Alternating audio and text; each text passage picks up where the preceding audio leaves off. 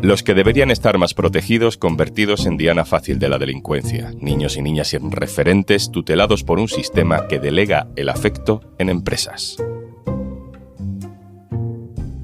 Soy Juan Luis Sánchez. Hoy en Un Tema al Día. Centros de menores, voces de alarma.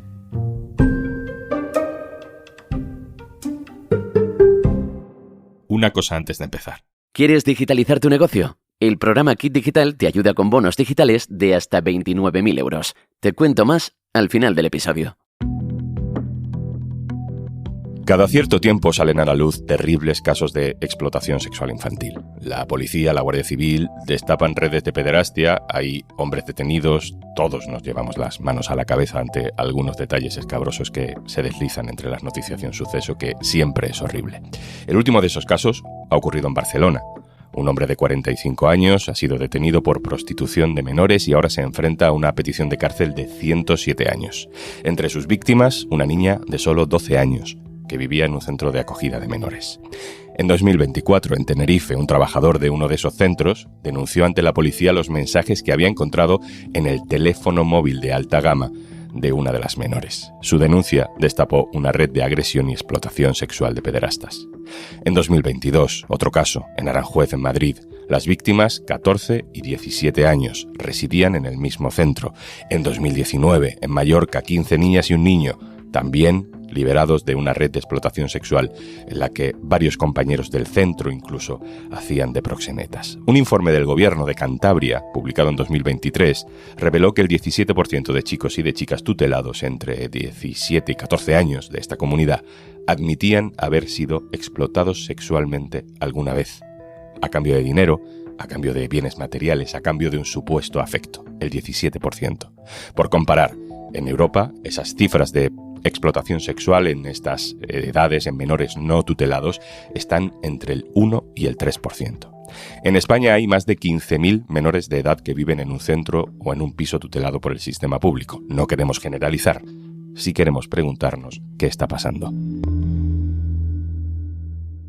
Verónica Sevillano, hola. Hola, ¿qué tal? Verónica Sevillano ha trabajado con menores de edad en estos centros de acogida y ahora es profesora universitaria especializada en las necesidades de la infancia, de la juventud vulnerable. Y saludo también a Juan Manuel González, que es doctor en Ciencias Sociales por la Universidad Pablo de Olavide, también investigador sobre la metodología de intervención con menores. Hola, Juan Manuel. Hola, ¿qué tal? ¿Cómo estás? Verónica, empiezo contigo. Lo primero que te quiero preguntar es, para quien no sepa cómo funciona o qué es exactamente, no se haga una idea de lo que es un centro de menores, que se encuentra un menor de edad que un juez ha decretado en desamparo y que de repente llega a uno de estos centros de acogida de los que estamos hablando. Bueno, pues en primer lugar se encuentra a un personal educativo y a un personal técnico que le va a poco a poco explicar cómo es el centro, cómo funciona. Se le va a asignar una habitación, algunas veces puede ser individual o otras veces tiene que ser compartida, y se le va presentando a sus compañeros y a las normas de la casa. Evidentemente esto es un procedimiento muy delicado porque el menor acaba de ser separado de su familia, en otros casos vienen de otro centro. Son procesos muy difíciles porque muchos de ellos no entienden el motivo de la salida de su casa. Y es un momento muy triste, ¿no? Porque tenemos que ponernos dentro de la cabecita de ese menor que literalmente está desamparado porque las personas que conoce pues ahora no están cerca y tiene que convivir con personas que no conocen y a lo mejor compartir habitación con personas que no ha visto nunca, ¿no? Y entonces esos son procesos bastante complicados. Pero lo que se busca con estos centros es que sean un hogar, donde los niños y las niñas tienen sus fotos con sus familiares, con sus educadores, de las actividades que se realizan y se busca precisamente que sean eso, un hogar. Hay varios tipos de centros, ¿no? Están los de acogida inmediata, que es donde van primero cuando salen de sus familias. También hay centros para niños con necesidades especiales, alguna discapacidad, pero los casos de los que estamos hablando ocurrieron en centros que vosotros llamáis básicos. Tú has trabajado en uno de esos centros, Verónica. ¿Qué tipo de profesionales trabajan allí? Los centros de protección cuentan con un personal técnico que normalmente es el director o directora del centro, el trabajador social y el psicólogo. El tema del psicólogo no es común en todas las comunidades autónomas ni tampoco en todos los centros. Y luego tenemos un equipo educativo. Dentro del equipo educativo podemos encontrar profesionales siempre con titulación superior, pero podemos encontrar tanto maestros, educadores sociales, pedagogos o psicólogos y trabajadores sociales, que esa es su formación, pero están en atención directa con los chicos como equipo educativo. La ratio de educador niño normalmente es de 8 niños por educador. Esto en cualquier caso no es una ratio suficiente. Juan Manuel, voy contigo. Hablemos de la gestión de todos estos recursos públicos, ¿no? Son las comunidades autónomas las que tienen las competencias en materia de protección de menores. Verónica nos acaba de contar que claramente faltan recursos humanos, que falta personal. ¿Esto es porque las comunidades autónomas no están poniendo dinero? ¿Es porque no se está gastando bien ese dinero? Ahí yo creo que hay un largo debate y un interesante debate que mejoraría cuantitativa y cualitativamente, sobre todo cualitativamente, la gestión de los centros de menores, porque efectivamente, como tú bien dices, la gestión corresponde a las comunidades autónomas y las comunidades autónomas tienen muy pocos centros que sean propios, es decir, que sean totalmente públicos. El resto de centros salen a contratación pública y no hay una rescisión concreta a, digamos, unos criterios específicos concretos sobre dos cuestiones. ¿Quién debe de gestionar estos centros? Y desde luego no es lo mismo una empresa puramente privada que pertenece al capital privado y que lo que quiere es obtener beneficios, a fundaciones, asociaciones, empresas de carácter social que prevalece la persona, es decir, su espíritu fundamental es la defensa de los derechos del niño. Ahí tiene que haber un gran debate y la administración debe ser absolutamente rigurosa. Nos encontramos fundaciones actuales de grandes dimensiones que gestionan muchos recursos que tienen que ver con los menores y que a lo mejor sus inicios cuelgan de fondos buitre. Eso no puede ser. Tenemos que ser absolutamente críticos y la administración tiene que ser muy responsable. Y después también tiene que ser muy responsable con respecto al encargo. No vale decir, ahí tienes un centro de menores y yo necesito que tú me demuestres que tienes el personal adecuado y los recursos, el equipamiento adecuado, la casa adecuada, sino que yo te debo de exigir una manera de proceder y actuar. Es decir, la administración tiene que ofrecer un modelo claro, concreto, efectivo, sobre el cual sea quien gestione esos centros, tiene que llevarlo a efecto y, por supuesto, hay que hacer labores de inspección y evaluación continua. Has citado que hay fondos buitre en este sector. ¿Qué otro tipo de empresas te ha llamado a ti la atención que estén gestionando, que estén contratando estos servicios públicos con la administración? Bueno, pues desde empresas que se dedican a todo. Hay una empresa que se ha dedicado históricamente al sector de la limpieza y de los cuidados y que hoy gestiona muchos recursos vinculados a la protección de los derechos de las niñas y los niños y además que está instaurada en todo el país, ¿no? Esa es una de ellas, por poner un ejemplo, empresas que se han dedicado a la formación privada siempre y que han visto aquí negocio. Y ese es el problema. Es decir, los servicios sociales nunca jamás deben de ser interesantes para nadie que pretenda montar un negocio. Eso no significa que a la ONG o a la entidad que gestiona un recurso de menores le cueste el dinero, faltaría más. Pero está claro que va a invertir al 100% o al 95% el dinero en la protección de los derechos de los niños y las niñas. Si estamos hablando de un problema de financiación y encima hay una empresa que le está pidiendo rendimiento económico, pues imagínate en qué va, en detrimento del personal, de las condiciones laborales y consecuentemente en el velar por los derechos de los niños y las niñas, ¿no? Yo creo que eso es una lógica que se sigue de esa manera. Verónica, sobre esto que dice Manuel, te quería preguntar ¿en qué se nota? ¿En qué se nota más? ¿Qué tipo de empresa o qué tipo de entidad gestione estos centros? ¿Qué ejemplos podemos poner? Por ejemplo, en alguna de las entrevistas que yo he realizado como investigadora me han contado que se contrataron a personales de seguridad y el personal de seguridad no trataba bien a los niños y esto suponía un conflicto en la atención de este colectivo porque al final se está haciendo un trabajo totalmente contradictorio, ¿no? Los educadores le decimos una cosa a los niños y los de seguridad están contrarrestando el trabajo que se está haciendo, ¿no?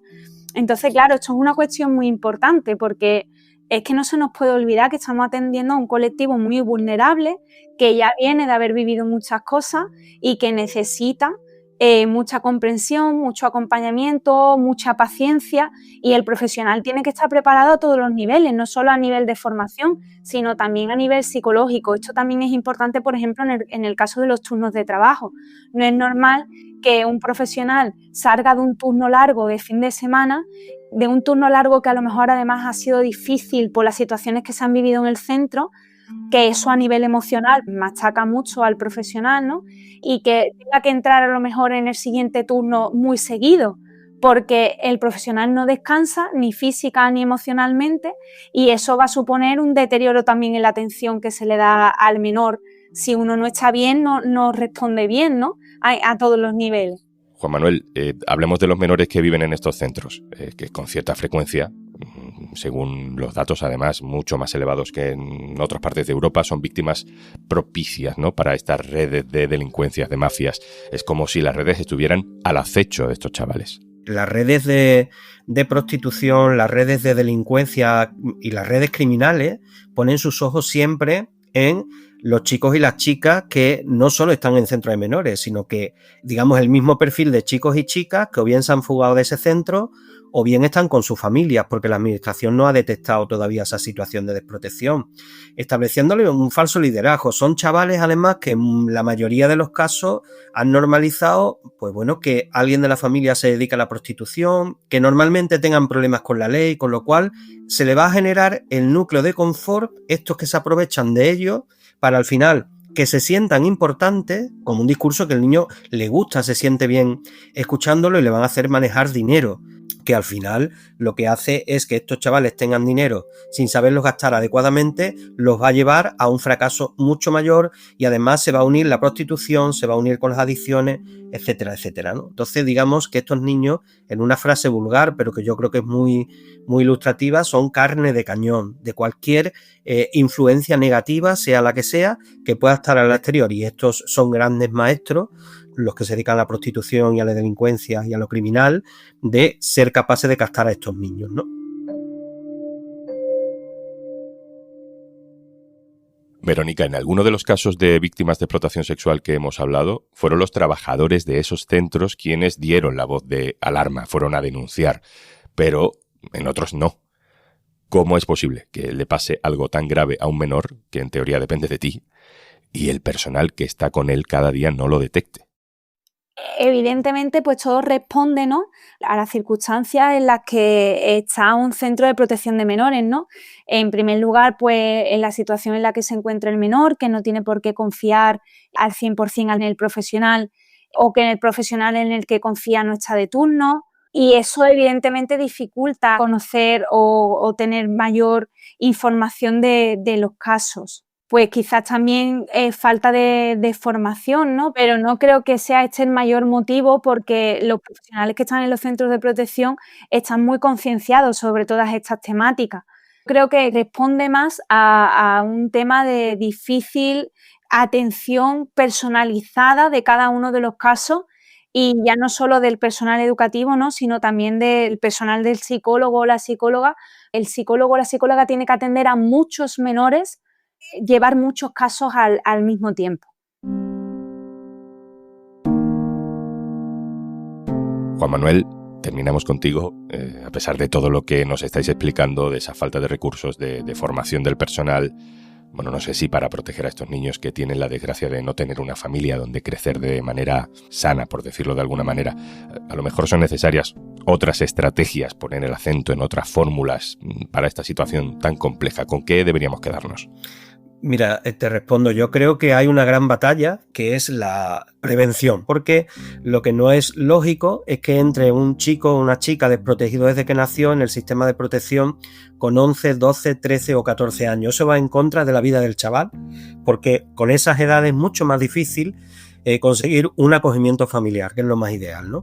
¿Qué conseguimos si prevenimos y detectamos antes esa situación de desprotección? Pues que muy pocos niños irían a centros de menores, porque sus conductas no están tan desajustadas, no han normalizado tantas cuestiones que impiden al principio tener una convivencia con su resto de iguales y con una familia normalizada, con lo cual la prevención es fundamental. Para la prevención, ¿qué hay que hacer? Muy fácil también, invertir en la educación. invertir en la educación convencional, que formemos a los profesionales que están en contacto tantas horas como la familia y que además dotemos a los centros educativos, como la ley CELA lo dijo, pero que no se han incorporado a la RPT, de trabajadores sociales y educadores sociales fundamentalmente. Esa es una estrategia. Lógicamente eso abriría el paso a que haya más familias acogedoras, volcar mucho la administración el esfuerzo en sensibilizar a las familias acogedoras para que den el paso de acoger a estos chicos y a estas chicas. Hay muchas familias solidarias, pero tiene que haber muchas más y también hay que invertir en campañas, en formación, en llegar a estas familias para que den el paso de que sean familias acogedoras. Juan Manuel González, Universidad Pablo de Olavide, muchas gracias. Muchísimas gracias a ti por contar conmigo.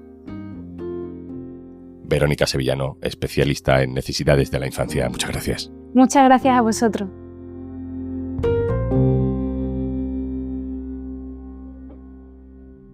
Y antes de marcharnos, la ayuda de Kit Digital te permite acceder a un amplio catálogo de soluciones digitales con las que podrás mejorar la gestión de procesos, fortalecer tu presencia online, mejorar la ciberseguridad de tu negocio o incluso empezar a usar herramientas con inteligencia artificial si eres mediana empresa. Empieza hoy mismo el cambio que tu empresa necesita. Infórmate en el 900-909-001 o en acelerapyme.es. Únete al cambio digital. Kit Digital es una iniciativa del Gobierno de España, gestionada por Red.es. Colabora Cámara de Comercio de España, financiado por la Unión Europea. Next Generation EU. Plan de recuperación. Gobierno de España. Esto es Un Tema al Día, el podcast del diario.es. Si te gusta lo que hacemos, necesitamos tu apoyo. Hazte socio, hazte socia del diario.es en el diario.es/socio. El podcast lo producen Carmen Ibáñez, Marcos García Santonja e Izaskun Pérez. El montaje es de Pedro Nogales. Yo soy Juan Luis Sánchez. Mañana, otro tema.